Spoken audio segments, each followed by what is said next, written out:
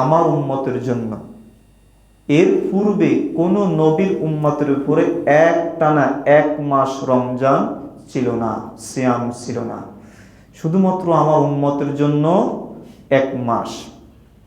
রাসূল সাল্লাল্লাহু আলাইহি ওয়াসাল্লাম খন্দকের যুদ্ধের সময়ের ঘটনা, কি পরিমাণ কষ্ট করেছেন, কি পরিমাণ কষ্ট সহ্য করেছেন, খাদ্যের সংকট, কি পরিমাণ খাদ্যের সংকট দেখা দিয়েছিল। রাসূল সাল্লাল্লাহু আলাইহি ওয়াসাল্লাম পেটে পাথর বেঁধেছিলেন। কত মানুষ বেদুইন এসে আমার নবীকে বলেছে, আল্লাহর নবী, খাবার কিছু নাই, কিছুই খেতে পারি না, কোনো কিছুই মজুদ নাই। রাসূল সাল্লাল্লাহু আলাইহি ওয়াসাল্লাম যতক্ষণ পর্যন্ত তার কাছে মজুদ রয়েছে, যতক্ষণ পর্যন্ত খাদ্য রয়েছে, আল্লাহর নবী মানুষের মাঝে সেটা বন্টন করে দিয়েছে। ব্যবসায়ীদের কি বলছে যে, ব্যবসায়ীরা তোমরা তোমাদের কাছে যাদের মাল রয়েছে, তোমরা যারা অনেক বড় ব্যবসায়ী, তোমরা কেন মানুষের পাশে দাঁড়াচ্ছ না, মানুষকে কেন খাদ্য সংকট থেকে মুক্তি দিচ্ছ না? রাসূল সাল্লাল্লাহু আলাইহি ওয়াসাল্লামের সাহাবীদের ভিতরে অনেকেই ছিলেন যারা অনেক কোটিপতি ছিলেন তৎকালীন সময়ে। যেমন আমর ইবনুল আসের কথা যদি আমরা বলি, ওসমান ইবনে আফফান রাদিয়াল্লাহু আনহুর কথা বলি, আবু বকর রাদিয়াল্লাহু তাআলা আনহুর কথা বলি, সবাই অনেক বড় ব্যবসায়ী ছিলেন, কিন্তু ইসলামের জন্য, দ্বীনের জন্য, মুসলিমদের জন্য সবকিছু বিসর্জন দিয়েছেন। সুবহানাল্লাহ ওয়া বিহামদিহি। আমাদের দেশে দেখা যায় কি, রমজান আসলে ব্যবসায়ীরা 3টে ভাগে ভাগ করে ফেলে, করে কি না? প্রথম 10 দিন হচ্ছে নিত্য প্রয়োজনীয় জিনিসের দাম বাড়াও, শাক সবজি থেকে শুরু করে নিয়ে মাছ, গোশ, মাংস, নিত্য প্রয়োজন বাড়াও। এমন বাড়ান দেয় মনে হয় যে 11 মাসের ক্ষুধা আছে পেটে, পেট খালি, এই 10 দিনে এই রমজানে সেটা পোষায় নিতে হবে, ঠিক না বে ঠিক? মাঝের 10 দিনে এমন একটা অবস্থা তৈরি হয় যে কাপড় ব্যবসায়ীরা একেবারে কাঁচা দিয়ে নামে, যে বিগত 11 মাসে যা ব্যবসা করেছি, কাপড়ের ব্যবসা, শাড়ি লুঙ্গি যা বিক্রি করছি, কাপড় চোপড় বিক্রি করছি, এতে পোষায়নি। এখন রমজান এসেছে, ঈদ সামনে রেখে একটা বিশাল সুযোগ পেয়েছি, এই সুযোগ কাজে লাগাতে হবে। কিভাবে লাগানো যায়? রমজানের মাঝের 10 দিনে এমন বাড়ান দেবে কাপড়ের দাম, না কিনে মানুষ যাবে কই? মানুষ নিজের জন্য কিনবে, উপহার দিবে, মানুষকে গিফট করবে, আপনজনকে দিবে, কিনতে তো হবে। কিনতে যদি হয় তাহলে আমরা যে রেট করেছি রেটে কিনতে হবে। আর শেষের 10 দিনই আর এক পাবলিক আছে, তারা হলো পরিবহন ব্যবসায়ী। এরা টিকিটের দাম এমন বাড়ান দেবে যে টিকিটের দাম 300 টাকা, দাও 700 টাকা। এখন নারীর টানে, ভালোবাসার টানে, স্মৃতির টানে মানুষ শহর থেকে গঞ্জে, গ্রামে যাতায়াত করতেই হবে, ঈদ করতেই হবে। মানুষ কিন্তু আপনার এই জুলুমের শিকার হয়।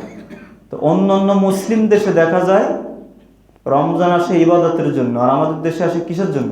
অসাধু ব্যবসায়ীদের জন্য। আল্লাহ বুঝার তৌফিক দান করুন, আল্লাহ এদেরকে হেদায়েত দান করুন। তো রমজান মানে হচ্ছে গুনাহ কি করে ফেলা? মুছে ফেলা, ধ্বংস করে ফেলা। এখন রমজানকে যদি কাজে না লাগায় তাহলে গুনাহ কি মুছবে? গুনাহ কি আমাদের জীবন থেকে বিদায় নিবে? গুনার জায়গায় গুনাহ যদি থেকে যায় তাহলে আপনি আমি রমজানে কোনরূপ উপকৃত হতে পারলাম না। রাসূল সাল্লাল্লাহু আলাইহি ওয়াসাল্লাম বলেন, মান সামা রমাদান ঈমানান ওয়া ইহতিসাবান গুফিরা লাহু মা তাকদ্দামা মিন যামবি।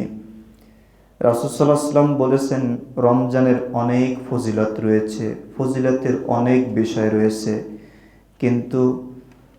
কিন্তু স্পেশাল 3টি ফজিলতের কথা রাসূল সাল্লাল্লাহু আলাইহি ওয়াসাল্লাম বলেছেন। কয়টা বললাম? 3টি।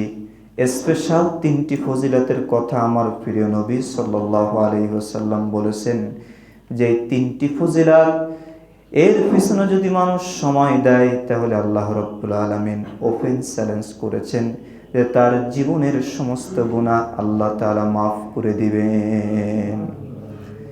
যে ব্যক্তি রমজান মাসে সিয়াম পালন করলো ঈমানের সাথে, নেকির আশায়, আল্লাহ তাআলা বলছেন তার পূর্বের সকল গুনাহ আমি মাওলা মাফ করে দিব, কারণ সিয়াম হলো আমার জন্য, আর এর প্রতিদান পুরস্কার আমি আল্লাহ তাআলা নিজে হাতে প্রদান করব।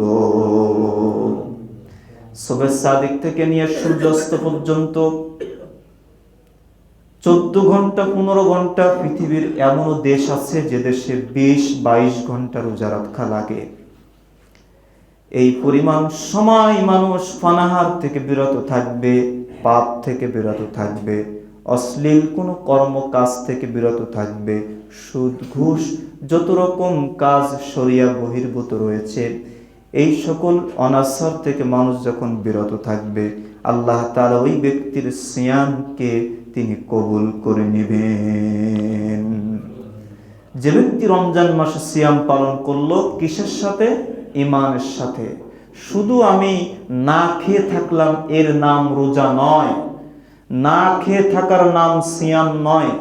যে ব্যক্তি সমস্ত প্রকার অশ্লীলতা থেকে বিরত থাকতে পারলো না, ওই ব্যক্তির খাদ্য পানি থেকে বিরত থাকা আল্লাহর প্রয়োজন নেই। একথা কে বলেছেন? আল্লাহ বলেছেন। গান বাজনা থেকে বিরত থাকা, সুদের মতো ঘুষের মতো বিষয় থেকে বিরত থাকা, চুরি রাহাজানি ডাকাতি থেকে বিরত থাকা, মিথ্যা কথা থেকে বিরত থাকা, মানুষের গীবত থেকে বিরত থাকা, যত রকম শরিয়া বহির্ভূত কাজ রয়েছে, মানুষকে ঠকানো, ফাঁকি দিয়ে জুলুম করা, সব থেকে যে ব্যক্তি বিরত থাকতে পারল সেই ব্যক্তি মূলত ঈমানের সাথে সিয়াম পালন করলো।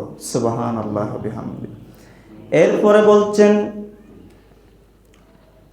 যে ব্যক্তি সিয়াম পালন করলো ঈমানের সাথে এবং নেকির আশায়, সওয়াবের আশায়, যে আমি আল্লাহর কাছে সওয়াব চাই, আমার সওয়াবের খুব দরকার, আমার ভান্ডারে সওয়াবকে সঞ্চয় করা দরকার, ওই ব্যক্তির ওই মন মানসিকতা যদি থাকে তাহলে গুফির লাহু মা তাকদ্দামা মিন যামবি, আল্লাহ তাআলা পিছনের সমস্ত গুনাহ কাদাগুলো মাফ করে দিবেন। আপনি যোহরের নামাজ পড়ছেন কিসের সাথে? ইহতিমামের সাথে, ইহসানের সাথে যোহরের নামাজ আপনি আদায় করছেন, আপনি আসর পর্যন্ত চেষ্টা করবেন গুনাহ থেকে বেঁচে থাকার চেষ্টা করবেন। এরপরও যদি আপনার টুকিটাকি গুনাহ হয়ে যায়, যদি শিরিক না থাকে, কাবিরা গুনাহ না থাকে, তাহলে যোহর থেকে আসরের মাঝে যে ছোটখাটো গুনাহ হয়ে গেছে এটা আল্লাহ রাব্বুল আলামিন চাইলে মাফ করে দিতে পারেন। সুবহানাল্লাহ ওয়া বিহামদিহি। এক রমজান থেকে আর এক রমজান পর্যন্ত আল্লাহর উপরে ওয়াদা রাখতে হবে, আল্লাহ রাব্বুল আলামিন এই রমজান আমি যেভাবে পেয়েছি, এই রমজান যেভাবে আমি কাটাইতেছি, আগামী রমজান পর্যন্ত আল্লাহ রাব্বুল আলামিন তুমি আমাকে পৌঁছে দিও এবং সমস্ত গুনাহ খাতা থেকে তুমি আমাকে হেফাজত করো। সুবহানাল্লাহ। এই দায়িত্ব আল্লাহকে দিতে হবে, নিজের দায়িত্ব নিতে হবে এবং আল্লাহর উপরে কি করতে হবে? আল্লাহর উপরে ভরসা করতে হবে। আল্লাহ চাইলে সব কিছু করতে পারে, পারে কিনা কথা বলেন? আল্লাহ সব কিছু করতে পারে না? আল্লাহ দিনকে রাত করতে পারে, রাতকে দিন করতে পারে। এটা আল্লাহর পাওয়ার, এটা আল্লাহর ক্ষমতা, এটা আল্লাহ রাব্বুল আলামিনের শান মান। আল্লাহু আকবার। যে ব্যক্তি রমজান মাসে তারাবির নামাজ আদায় করলো ঈমানের সাথে, কিসের সাথে? ঈমানের সাথে, নেকির আশায়, আল্লাহ তাআলা বলছেন গুফিরা লাহু মা তাকদ্দামা মিন যামবি, আল্লাহ তার পিছনের সমস্ত গুনাহ মাফ করে দিবেন। আপনি তারাবির নামাজ আদায় করতেছেন কত কষ্ট করে। আপনি তারাবিকে একটা শব্দে বলা হয় কিয়ামুল লাইল, রাতের নামাজ। রাসূল সাল্লাল্লাহু আলাইহি ওয়াসাল্লাম রাতের কিয়ামুল লাইল করতেন, কিয়ামুল লাইল পড়তেন। তারাবিহ আমরা আদায় করতেছি, তারাবিহ আদায় করতে গেলে কষ্ট হয় না? কি বলেন? শারীরিক কষ্ট হয় না? ধৈর্য লাগে না? তারপরে হচ্ছে যে নেকির আশা থাকার দরকার হয় না? তো আমরা তো নেকি কামাই করতে চাই, সওয়াব কামাই করতে চাই, এটাই তো আমাদের মূল উদ্দেশ্য, ঠিক না বেটি? দুনিয়ায় যেমন আমরা অর্থ কামানোর চেষ্টা করি, অর্থ ছাড়া দুনিয়াতে চলা যায় না, ঠিক অনুরূপ কিয়ামতের ময়দানে পরকালে নেকি ছাড়া চলা যায় না। সুবহানাল্লাহ বলেন। পরকালে নেকি ছাড়া চলা যায় না। পরকালের মুদ্রার নাম হলো, পরকালের টাকার নাম হলো নেকি। যদি আমি বোঝাতে না পারি তাহলে আমি ব্যর্থ। পরকালে মুদ্রার নাম হলো নেকি, পরকালের মুদ্রার নাম হলো সওয়াব। এটা দিয়ে লেনদেন করতে হবে, এটা দিয়ে ভালো মন্দের পার্থক্য সেদিন আল্লাহ তাআলা করবেন। তাহলে তারাবির নামাজের একটা গুরুত্ব